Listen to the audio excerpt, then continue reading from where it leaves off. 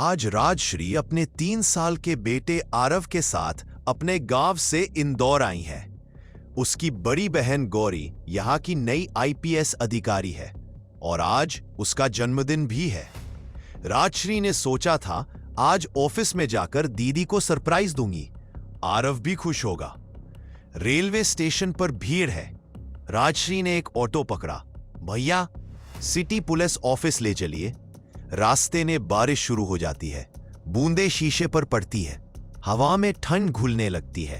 राजश्री अपने बेटे को सीने से लगाकर मुस्कुराती है। बस थोड़ी देर और बेटा, दीदी को देखकर तू खुश हो जाएगा। लेकिन अचानक आरव की सांसें भारी होने लगती है। वो कांपने लगता है। राजश्री घबरा जाती है। भैया रुकिए जरा, मेरा बच्चा। राजश्री कांपती आवाज में कहती है, कोई हॉस्पिटल ले चलिए जल्दी। बारिश अब तेज हो गई है, सड़कें खाली है, स्ट्रीट लाइटें धुंधली। ऑटो वाला धीरे धीरे कहता है, मैडम आगे सिटी केयर हॉस्पिटल है। बस राजश्री तुरंत बोलती है, वही ले चलो। हॉस्पिटल पहुंचते ही वो बच्चे को गोद में लेकर अंदर दौड़ती है, पर बच्चे की चिंता में श्रुति अपना सारा सामान ऑटो में भूल जाती है। भीगे कपड़े, कांपते हाथ, आंखों में डर। रिसेप्शन पर 2 लोग मोबाइल में व्यस्त हैं। राजश्री हाफते हुए कहती है, कृपया डॉक्टर को बुलाइए, मेरा बच्चा सांस नहीं ले पा रहा। रिसेप्शनिस्ट बिना देखे कहती है, पहले फॉर्म भरिए। राजश्री रोते हुए गिड़गिड़ाती है, प्लीज पहले देख लीजिए, बाद में फॉर्म भर दूंगी। मैडम, रूल्स सबके लिए बराबर है। वो सन्नाटे में खड़ी रह जाती है। बारिश की आवाज अब कमरे की दीवारों से टकरा रही है। एक डॉक्टर आता है, पर उसके चेहरे पर झुंझलाहट है। इतनी रात में क्या तमाशा है? पहले एडवांस जमा कीजिए। उसकी सांसें भारी हो जाती हैं। वो कांपते हाथों से अपने कपड़ों की जेबें टटोलती है, फिर इधर उधर देखने लगती है। चेहरे पर घबराहट बढ़ती जाती है। मेरा पर्स कहाँ है? वो झुककर बच्चे को संभालते हुए नीचे देखती है, लेकिन वहां कुछ नहीं। धीरे धीरे उसकी आंखों में डर उतरने लगता है। फिर अचानक उसे याद आता है, वो तो मैं ऑटो में ही भूल आई। उसमें मेरे पैसे थे, मेरा मोबाइल भी। राजश्री कांपती आवाज में कहती है, मैं अपना पर्स ऑटो में भूल गई हूं। मेरे पास बस 500 रुपए हैं अभी, ये ले लीजिए, बाकी के सुबह दे दूंगी। प्लीज बस मेरे बच्चे को बचा लीजिए। डॉक्टर ठंडे स्वर में, रूल्स तो रूल्स है मैडम। वो वहीं बेबस खड़ी है। बच्चा अब धीरे धीरे शांत हो रहा है, डरावनी शांति। अचानक बिजली चली जाती है। कमरा अंधेरे में डूब जाता है। राजश्री चिल्लाती है, कोई तो मदद करो, लेकिन कोई नहीं आता। बारिश अब और तेज हो चुकी है। हॉस्पिटल के गेट पर एक लंबी सफेद गाड़ी रुकती है। उसमें से उतरता है एक लड़का, लगभग 25 साल का, सजे धजे कपड़ों में। उसके साथ 2 लोग हैं, जो तुरंत दरवाजा खोलकर चिल्लाते हैं, पॉलिटिशियन साहब का बेटा है, रास्ता खाली करो।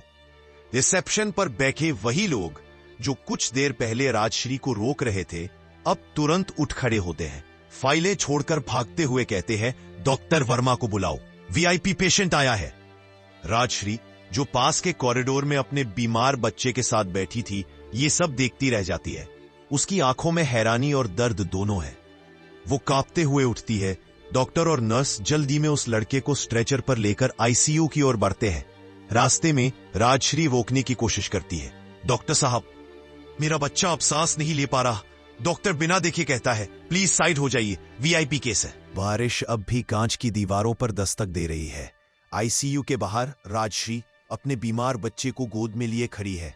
चेहरे पर थकान, पर आंखों में अब डर से ज्यादा हिम्मत है। उसी समय वीआईपी कमरे का दरवाजा खुलता है। वही लड़का, पॉलिटिशियन का बेटा, बाहर आता है। वो राजश्री की कांपती आवाज सुन लेता है, जो बार बार दोहरा रही है, कोई तो मेरे बच्चे को देख लो, बस एक बार देख लो। लड़का झुंझलाकर डॉक्टर की तरफ मुड़ता है। अरे डॉक्टर, ये औरत क्या बकबक कर रही है यहाँ? तुम्हारा हॉस्पिटल है या रेलवे स्टेशन?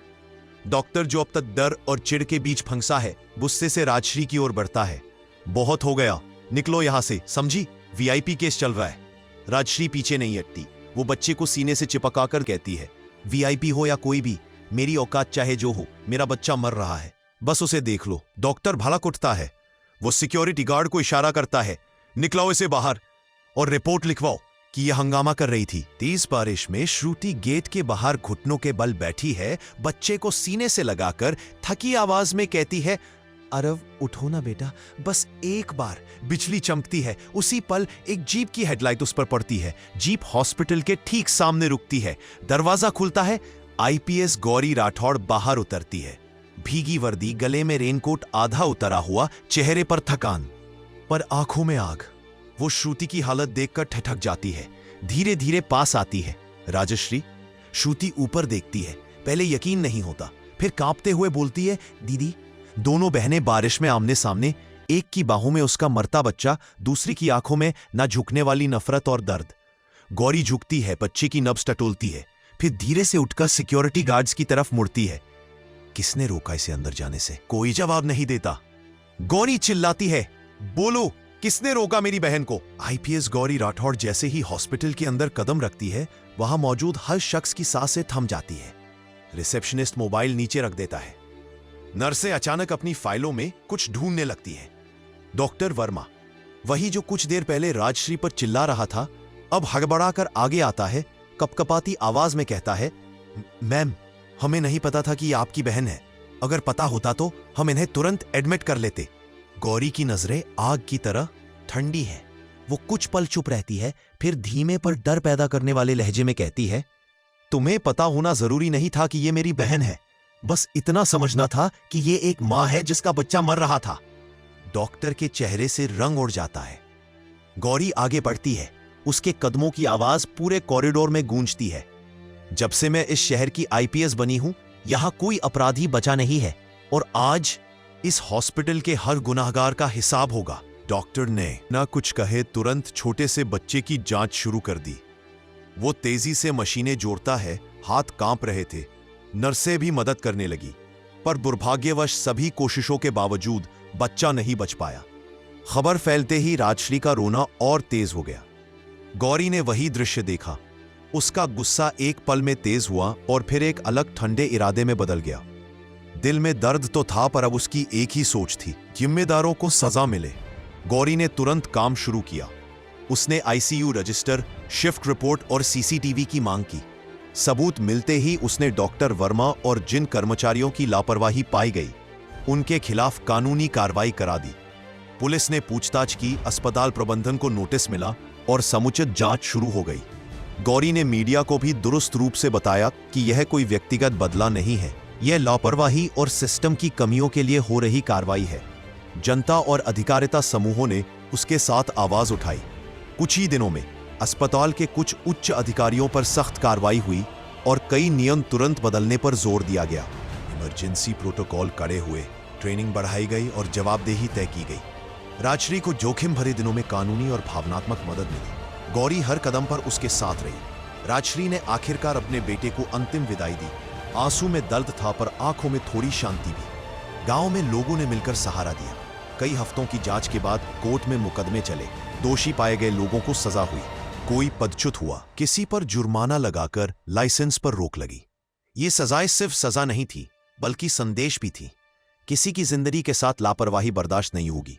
गौरी खड़ी हुई, सीना तान कर बोली, अब मैं हर उस मां की आवाज बनूंगी जो चुप रहे।